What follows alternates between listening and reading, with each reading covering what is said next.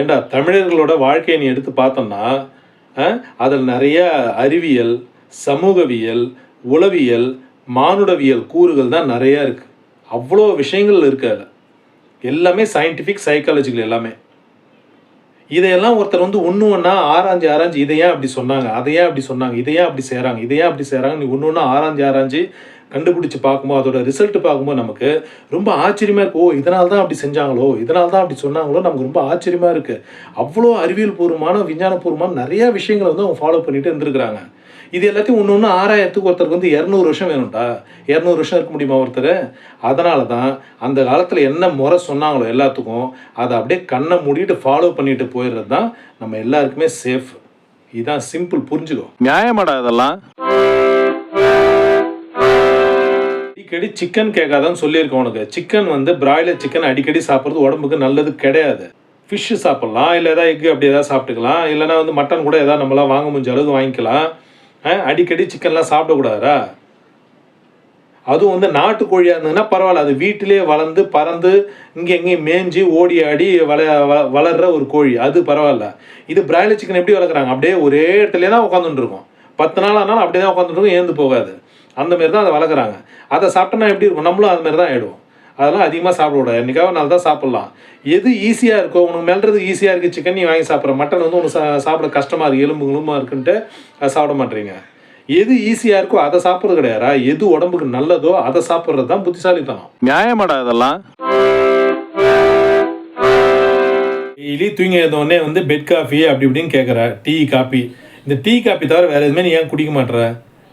முருங்கைக்கீரையில் வந்து அழகாக ஒரு சூப் போட்டு மிளகு தூள்லாம் போட்டுக்கிட்டு அன்றைக்கி சாயங்காலம் கொடுக்குறாங்க கப்பில், அழகாக டீ மாதிரி குடிக்கலாம். சூடாக உடம்புக்கு அவ்வளோ நல்லது. அதை நீ வேணான்ற. கேழ்வரகு காப்பி கொடுத்தா வேணான்ற. சத்து மாவு கஞ்சி கொடுத்தா வேணான்ற. சாதம் வச்ச தண்ணியில் கஞ்சி போட்டு உப்பு போட்டு கொடுத்தனா வேணான்ற. எப்போ பார்த்தாலும் டீ காப்பின்னா அதெல்லாம் நல்லது இல்லைடா உடம்புக்கு. டீ காப்பி என்னைக்காவது ஒரு நாள் சாப்பிட்லாம், வாரத்தில் ஒரு நாள் 2 நாள் அப்படி எதாவது சாப்பிட்டுக்கலாம். மற்ற நாள்லாம் இப்படி எதாவது கலந்து தான் சாப்பிட்ணும். நியாயமாடா இதெல்லாம்? நகரில் சண்டே அன்னைக்கு எல்லாம் வீட்டில் இருப்பாங்க சொல்லிட்டு முன்னாடியே வாட்ஸ்அப் குரூப்பில் எல்லாம் போட்டு வர சண்டே அன்னைக்கு எல்லாம் வந்து தெருவெல்லாம் குப்பை இதெல்லாம் க்ளீன் பண்ணணும், நகரை சுத்தம் பண்ணணும் அப்படின்னு சொல்லிட்டு அந்தந்த தெருவு 2 பேரை நியமித்து எல்லாம் க்ளீன் பண்ணாங்க. எல்லா குப்பையும் எடுத்துகிட்டு வந்து அவங்க வந்து மூட்டை கட்டி குப்பை தொட்டில் போடலான்னு உங்கள்கிட்ட சொல்லிக்கிறாங்க. நீங்கள் எல்லாம் பசங்க 4-5 பேர் சேர்ந்துட்டு எங்கேயோ ஓரமாக நின்று கொளுத்தி விட்டு வந்துட்டீங்க. எதுக்குடா அதுக்கு எதுக்குடா குப்பையை கலெக்ட் பண்ணணும்? அங்கங்கே இருந்து அவங்கவுங்களே அப்படியே கொளுத்தி விட்டுருப்பாங்கல்ல. குப்பையை கொளுத்தினா அதுலேருந்து ஒரு மோசமான கேஸ் வெளியில் வருதுடா. அது வந்து மரக்குப்பையோ இலைகளோ அப்படி இருந்தால் கூட அது வேறடா, அது சாதாரண புகையாக போயிடும். இந்த பிளாஸ்டிக்லாம் சேர்ந்து இருக்கிற குப்பை இருக்குல்ல, இது ரொம்ப ஆபத்தான கெமிக்கல்ஸ் எல்லாம் வெளியிடுது இந்த குப்பை. இதை வந்து கொளுத்துறது வந்து மிகப்பெரிய தப்புடாது. அந்த குப்பையெல்லாம் வந்து பிளாஸ்டிக் வந்து எதுவுமே குப்பை தொட்டியில் போட்டோன்னா அவங்க முனிசிபாலிட்டி அவங்க வந்து அதை ப்ராசஸ் பண்ணிப்பாங்க. அதெல்லாம் போய் கொளுத்துட்டு வரீங்க. ஏதாவது அறிவுன்னு எதாவது இருக்கா இல்லையாடா உங்களுக்கு படித்தவங்களுக்குலாம்? நியாயமாடா இதெல்லாம்? வீட்டில் சைக்கிள் உனக்கு ஒன்று வேணும்னு கேட்டால் முன்னாடி நான் ஆசையாக வாங்கி கொடுத்தேன் நல்ல சைக்கிளை. ரொம்ப நாளாக யூஸ் பண்ணாமல் அப்படியே நின்று துரு பிடிச்சி அப்படியே காற்றெல்லாம் இறங்கி இதுமாரி கிடக்குது. சைக்கிளை ஒழுங்காக க்ளீன் பண்ணி வச்சுக்கிறேன், போய் காற்றடிச்சிட்டு வந்து கொஞ்சம் ஒரு ரவுண்டு போயிட்டு வாடான்னு சொன்னேன் நான் அவன்கிட்ட. நான் உட்காந்து கஷ்டப்பட்டு க்ளீன் பண்ணுறேன். போய் காற்றடிச்சின்னு வந்து நீ பாட்டு நிறுத்தி நீ பாட்டுன்னு வந்துட்டேன். அதுக்கு அவனை போய் காற்றடிச்சின்னு வர சொன்னேன். காற்றடிச்சு போயிட்டு ஒரு 4 கிலோமீட்டர் போய் சுற்றிட்டு வரலாம்ல, உன் ஃப்ரெண்ட்ஸ்லாம் யாரை போய் பார்த்துட்டு வரலாம்ல. உங்களெலாம் என்னடா தெரியும்? எல்லாம் அப்படியே இன்ஜினியரிங் முடிச்சிட்டிங்க, பைக் எடுத்துன்னு ஊரெல்லாம் சுற்றின்னு இருக்கணும். இதான் உங்களுக்கு தெரியும். ஊரெல்லாம் பொல்யூஷன் ஆகிட்டு இருக்கணும்.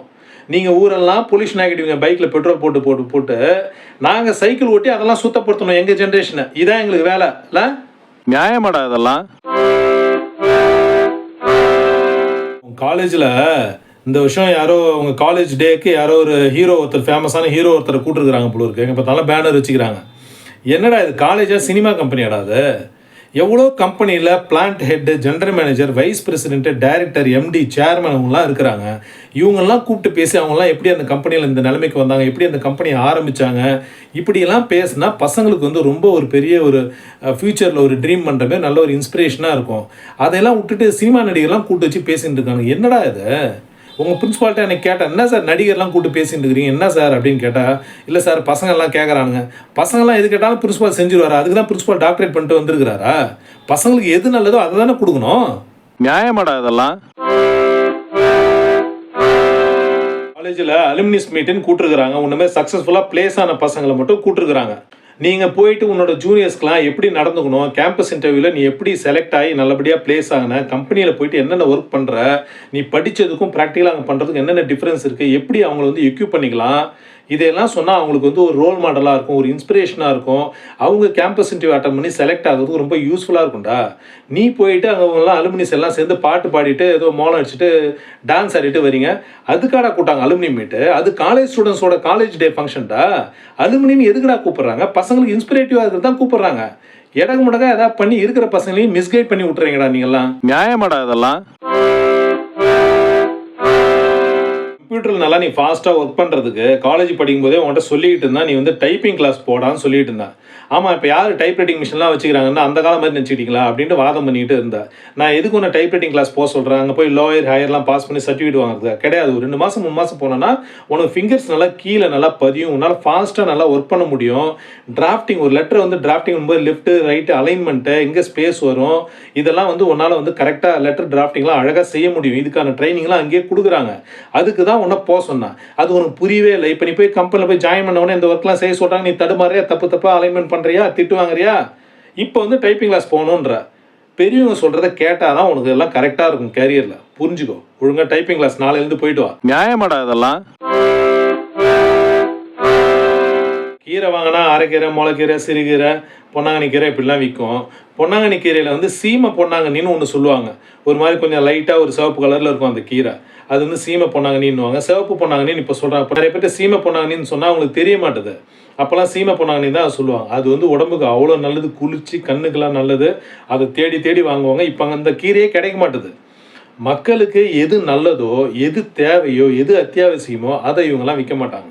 இவங்களுக்கு எது ஈஸியாக விளையுமோ, ஈஸியாக எது ஹை ஈல்டு தருமோ அதை கொண்டு வந்து மார்க்கெட்டில் கொண்டாந்து அதை தான் எல்லாரும் விரும்பி சாப்பிட்ற மாதிரி இது பண்ணுவாங்க. நம்ம போய் கேட்டோன்னா இல்லைங்க அது யாரும் வாங்க மாட்டாங்க, எல்லாம் இதை தான் கேட்குறாங்கன்னு சொல்லுவாங்க வியாபாரிங்க. இந்தமாரி வந்து ஒரு கட்டமைச்சிட்டாங்க. நமக்கு என்ன தேவையோ அது எங்கே கிடைக்குதோ அதை தான் நம்ம தேடி தேடி வாங்கணும். அனாவசியமான கீரையெல்லாம் வாங்காத. இந்த கலராக வேறு கலரில் வருது கீரையெல்லாம், அதெல்லாம் வந்து செயற்கையாக இவங்களே உருவாக்குது. ஆர்டிஃபிஷியலான கீரை, அதெல்லாம் வந்து ஹைப்ரிட் வெரைட்டிஸு. அதெல்லாம் முன்னாடி கிடையவே கிடையாது. முன்னாடி எதெல்லாம் இல்லையோ இப்போ எதெல்லாம் புதுசாக வருதோ இதெல்லாம் வந்து ஹைப்ரிட். இதெல்லாம் வந்து உடம்புக்கு கேடு உண்டாகக்கூடிய விஷயம். முன்னாடி எதெல்லாம் இருந்துச்சோ அதுதான் உடம்பு நல்லது, அதை தான் வாங்கணும். நியாயமாடா இதெல்லாம்? கத்திரிக்காய் நாட்டு கத்திரிக்காவாக பார்த்து வாங்கிட்டு வாடான்னு சொன்னேன் உங்கள்கிட்ட. நீல கலரில் இருக்குன்னு சொன்னேன் நான். நீ பாட்டு நீ ஏதோ கலராக கோடாக இருக்குது இந்த கத்திரிக்காயெலாம் நான் பார்த்ததே இல்லை, இதை போய் வாங்கிட்டு வந்துருக்க. ஏதோ 1 கிலோ விலை கம்மியாக கொடுத்தாலும் வாங்கிட்டு வந்திருக்க. கத்திரிக்காய்லடா ஒரே வெரைட்டி தாண்டா முன்னாடி இருந்துச்சு. இப்போ பார்த்தோன்னா விதமாக இருக்குடா. வெள்ளை கலரில் இருக்குது, பச்சையில் கோடாக இருக்குது, கருப்பில் கோடாக இருக்குது, ஒரு மாதிரி ரெட் கலரில் இருக்குது, வயலட் கலரில் இருக்குது, என்னென்னவோ கலரில். இதெல்லாம் எங்கேருந்து தான் ப்ரொடக்ஷன் பண்ணுறானுங்க, எங்கேருந்து தான் இதெல்லாம் விளைஞ்சி வருதுன்னே தெரிய மாட்டுது. இதுக்கெல்லாம் எப்படி விதை உருவாகுது என்னன்னே புரிய மாட்டுது. இந்த கன்ஃபியூஷன், இந்த ஆராய்ச்சிக்குள்ளே நம்ம போக வேண்டாம். பழைய மெத்தட் என்னவோ அதை ஃபாலோ பண்ணிவிட்டு கண்ணை மூடிட்டு போயிட்டே இருக்குது தான் நமக்கு ஹெல்த்தியான வழி. பழைய மெத்தட் என்னது? நாட்டு கத்திரிக்காய் நீல கலரில் இருக்கும், அதை தான் நம்ம வாங்கணும். மற்ற கத்திரிக்காய்லாம் எப்போதுமே வாங்காத. நியாயமாடா இதெல்லாம்? அந்த ப்ரொவிஷனல் ஸ்டோர் போயிட்டு ஷாம்பு, இந்த ஃபேஸ் க்ரீமு இதெல்லாம் வாங்குறதுக்கு போனால் முன்னெல்லாம் பார்த்தா 100 ml, 50 ml, 200 ml அப்படின்னு போடுவாங்க. 2 பொருள் பக்கத்தில் இருக்குன்னா 2 ஷாம்பு வேறு பிராண்டு இருக்குன்னா அதை பார்த்துட்டு நம்ம எது விலை கம்மியாக இருக்குன்னு கணக்கு பண்ணிக்கலாம். இப்போ எப்படி போடுறான்? 80 ml, 135 ml, 160 ml இந்தமாரி போடுறான். இதை வச்சு நீ எப்படி வந்து எது அதிகம், எது விலை அதிகம், எந்த பிராண்டு விலை அதிகம், எந்த பிராண்டு விலை கம்மின்னு எப்படி நீ முடிவு பண்ணுவ? இதுமாரி உன்னை போட்டு குழப்பறதுக்காகவே இப்படி பண்ணுறான். அப்போ தான் நீ வந்து எந்த பொருள் பிடிச்சிருக்கோ அதை எடுத்துருவ விலை பார்க்காம அப்படின்ட்டு. வெயிட்ஸ் அண்ட் மெஷர்ஸ் ஆக்ட்னு ஒரு ஆக்ட் இருக்குது. அந்த ஆக்ட் படி இந்தந்த அளவுகளில் தான் கண்டெய்னர்ஸ் போடணும்னு ரூல்ஸ் இருக்குது. அதையெல்லாம் இப்போ வயலேட் பண்ணி இஷ்டத்துக்கு கண்டெய்னர் போடுறாங்க, இஷ்டத்துக்கு பொருள் விற்கிறாங்க. நீயும் வாங்கிட்டு வர, அப்படியே என்ன விலைன்னு கூட தெரியாமல் வாங்கிட்டு வர. நியாயமாடா இதெல்லாம்? கோயிலுக்கு போனால் சுற்றி வந்துட்டு ஒரு பிரசாதம் கொடுப்பாங்க, வாங்கி உட்காந்து சாப்பிட்டு கை கட்டு ஊந்து கும்பிட்டு வந்துடணும். அதான் முறை. பாதி தான் சுற்றி வர, அங்கே போய் கியூ நிற்குதுன்னு அங்கே போய் நின்றுட்டு போயிட்டு இப்போ லேட் ஆகிடும் போயிட்டு பிரசாதம் வாங்குற. சரி, வாங்கிட்டு வந்து உட்காந்து சாப்பிட்டுட்டு அப்புறம் மறுபடியும் சுற்றிட்டு ஊந்து கும்பிட்டு வந்தாலும் பரவாயில்ல. சாப்பிட்டு வந்து மறுபடியும் கியூவில் போய் நின்று திருப்பியும் வாங்குற. எத்தனை தடவை தான் நீ பிரசாதம் வாங்குவ? மற்றவங்களாம் வேணாமா? ஒரு கோயிலுக்கு ஆயிரக்கணக்கான பேர் வருவாங்க, யாராவது வேண்டிகிட்டு ஏதாவது பிரசாதம் கொடுப்பாங்க. சும்மா கொஞ்சம் சாமி பிரசாதம்னா என்ன, அது சும்மா 1 வாய் 2 வாய் அவ்வளோதான். அதை போய் உட்காந்து வீட்டில் இலை போட்டு சாப்பிட்ட மாதிரி வாங்கி வச்சுக்கலாம், சாப்பிட்டுட்டு இருக்க முடியாது. 4 தடவை போய் நின்று வாங்குற நீ பாட்டுன்னு. அதுமாரிலாம் வாங்கக்கூடாதா கோவிலில்? பிரசாதம்னா ஒரு தடவை கொடுக்குறது தான், அதுதான் அழகு, அதுதான் முறை. நியாயமாடா இதெல்லாம்? நாங்கெல்லாம் ஸ்கூல் படிக்கும்போது ஸ்கூலில் என்ன விற்பாங்க? பாக்கெட்டாக காற்றடிச்சு சிப்ஸாக விற்பாங்க. அதெல்லாம் கிடையாது அப்போ. மாங்காய் பத்தை விற்பாங்க, உப்பு மிளகாத்தூள் போட்டு மாங்காய் பத்தை விற்பாங்க, இலந்தப்பழம் விற்பாங்க, நாவல் பழம் விற்பாங்க, நெல்லிக்காய் விற்பாங்க, சீத்தாப்பழம் விற்பாங்க, சோளம் வந்து அவிச்சு விற்பாங்க, மரவள்ளி கிழங்கு விற்பாங்க. இந்தமாரி பொருள் தாண்டா விற்பாங்க. எல்லாமே வந்து நேச்சுரலாக அவங்க வீட்டில் செஞ்சு இது பண்ணி எடுத்துகிட்டு வர பொருள், எல்லாம் மரத்துலேருந்து எடுத்துகிட்டு வர்ற பொருள். எல்லாத்தையும் பாக்கெட்டில் போட்டு அடைச்சி கெமிக்கல் போட்டு ப்ரிசர்வேட்டிவ்ஸ் போட்டு உடம்பை கெடுக்கிறதுலாம் கிடையாது. இந்தமாரி உடம்புக்கு ஆரோக்கியமான தேவையான விஷயங்களை தேடி தேடி வாங்கி சாப்பிடணும்டா. கடையில் போயிட்டு இந்த பாக்கெட் ஃபுட் வாங்குறதெல்லாம் ஸ்டாப் பண்ணணும். நியாயமாடா இதெல்லாம்? பழைய படம், பிளாக் அண்ட் ஒயிட் படம் டிவியில் வந்தாலே தெரிச்சு எட்ட ஓடிடுற. ஏண்டா பழைய படங்கள்லாம் வந்து அறிவு பொக்கிஷங்கள்டா. அதில் வந்து தமிழர்களோட வாழ்க்கை, வாழ்வியல், வீரம் அது எல்லாமே அதில் சொல்லியிருக்கிறாங்கடா. தமிழ் வார்த்தைகளை பற்றி நல்லா தெரிஞ்சுக்கலாம். நீ MBA HR தானே படிச்சுக்கிற. ஏதாவது மீட்டிங்கில் எம்ப்ளாயிஸ் கிட்ட பேசணும்னா தமிழில் பேசி ஆகணும்ல. அது நல்ல அழகான தமிழ் நல்ல வார்த்தைகள்லாம் பயன்படுத்தினா கேட்குறவங்களுக்கு எவ்வளோ சந்தோஷமாக இருக்கும். தமிழ் வார்த்தைகளெல்லாம் நீ எங்கேருந்து கற்றுப்பீங்கடா? இதுமாதிரி பழைய படங்கள் இருந்து தான் அழகான தமிழ் வார்த்தைகள்லாம் நீங்கள் கற்றுக்க முடியும். பழைய படங்கள்லாம் அறிவு பொக்கிஷங்கள். அதெல்லாம் தயவு செஞ்சு எப்போ டைம் கிடைக்கும்போது சும்மா அந்த யூடியூப்பில் ரீல்ஸ் பார்க்குற மாதிரியாவது கொஞ்சம் சின்ன சின்ன கிளிப்பிங்காவது பாருங்கள். அவ்வளோ நல்ல விஷயங்கள்லாம் அதில் அவ்வளோ அழகான தமிழ் இருக்குது. தமிழை இப்படி தான் வளர்க்குறது சொல்லு பார்க்கலாம். இப்படி தான் வளர்க்கணும். நியாயமாடா இதெல்லாம்? குடியரசு தினத்துக்கு பட்டாசு வாங்கணும்னு கடைக்கு போய்க்கிற. அதில் 1000 ரூபா MRP போட்டுறது. கடைக்காரன் வந்து 800 ரூபா கொடுங்க போதும்னு சொல்லியிருக்கான். ஏன்னா உங்களுக்கு எதுக்கு நான் நஷ்டத்துக்கு பாவம் நீங்கள் விற்கிறீங்க, இந்தாங்க நான் 1000 ரூபாயே வச்சிங்கன்னான்னு கொடுத்துட்டு வரேன். ஏன்னா பக்கத்தில் உன் ஃப்ரெண்டும் சொல்லிக்கிறான், இல்லைடா அது ரேட்டு கரெக்டாக தான்டா இருக்கும், 800 ரூபா கொடுறான்னு சொல்லியிருக்கான். நீ இல்லைடா பாவம் நஷ்டத்துக்கு அண்ணன் எப்படா கொடுப்பாரு அப்படின்னு சொல்லிட்டு நீ கொடுத்துட்டு வர. ஏன்னா அவனுக்கு பிஸ்னஸ் எப்படி ரன் பண்ணுறாங்க, ப்ராஃபிட் எப்படி எடுக்கிறான் அவனுக்கு எதுவுமே தெரியாதாடா. அவனுக்கு MBA மார்க்கெட்டிங் தானே படிச்சிருக்கேன். என்ன தாண்டா படிச்சு நீ சப்ஜெக்ட்லாம். அவன் 200 ரூபா 300 ரூபாய்க்கு தானே அந்த பொட்டியை வாங்கியிருப்பான். அதை அவன்கிட்ட 2 மடங்கு 3 மடங்கு லாபம் வச்சு தான் 800 ரூபான்னு கொடுக்குறான். நீ 1000 ரூபா வச்சிங்கன்னு கொடுத்துட்டு வர. அது சரி, நீ வேலைக்கு போய் கஷ்டப்பட்டு சம்பாதிச்சா தானே உனக்கு 1 ரூபாயோட அருமை தெரியும். எவனோ சம்பாதிச்சா தானே கொண்டு போய் அடிச்சுட்டு வர. நியாயமாடா இதெல்லாம்? நாங்கள் ஸ்நாக்ஸ் என்ன சாப்பிடுவோம் வீட்டில்? மரவள்ளி கிழங்கை வச்சு சாப்பிடுவோம், சக்கரவள்ளி கிழங்கை வச்சு சாப்பிடுவோம்.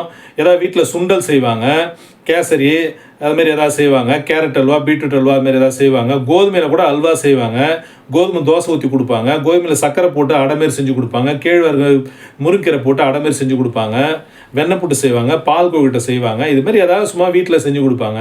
இப்போ எப்போ பார்த்தாலும் பாக்கெட் ஃபுட்டாக வெளியே போய் வாங்கிட்டு வந்து ஊரெல்லாம் குப்பையாக்கி வச்சுருக்கீங்கடா.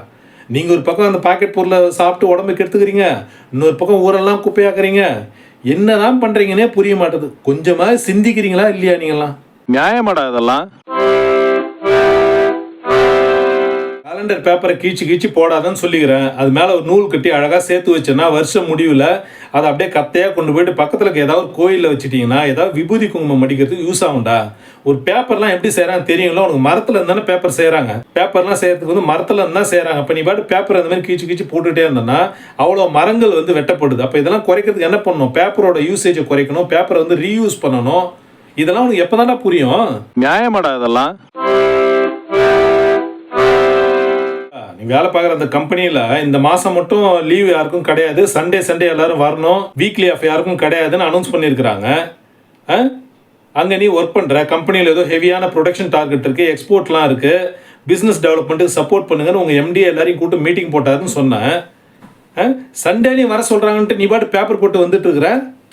ஏண்டா நம்ம இவ்வளோ நாள் அந்த கம்பெனியில் சம்பளம் வாங்கணும், நமக்கு நிறைய டெக்னிக்கலாகவும் நிறைய விஷயங்களை கற்றுக்கிறதுக்கும் அந்த கம்பெனியோட எக்ஸ்பீரியன்ஸ் நமக்கு யூஸ்ஃபுல்லாக இருந்திருக்கு, நம்ம ப்ரொஃபைலுக்கும் அது ஒரு வெயிட்டேஜ் கொடுக்குது.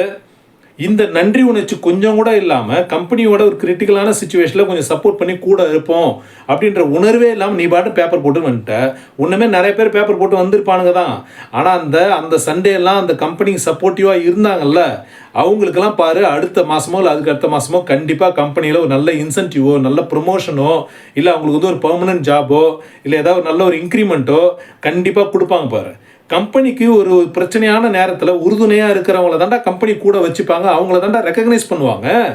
எவ்வளோ வேலை செஞ்சாலும் பாராட்ட மாட்டாங்க, மேலே வேலை வாங்கிட்டு இருக்காங்கன்னு மட்டும் சொல்லிட்டு இருக்கல. அப்போ நீங்கள் வேலை செஞ்சதுக்கான அங்கீகாரம் கிடைக்கணும்னா என்ன செய்யணும்?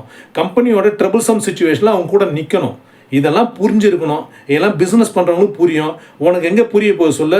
எங்கேயாவது ஒரு 100 ரூபா மேலே கொடுத்தாங்கன்னா அங்கே போயிடுவேன், இன்னொரு இடத்துல 100 ரூபா மேலே கொடுத்தாங்கன்னா அங்கே போயிடுவேன். இப்படியே போயிட்டு இருந்தால் என்னடா வருது கேரியரு? நியாயமாடா இதெல்லாம்?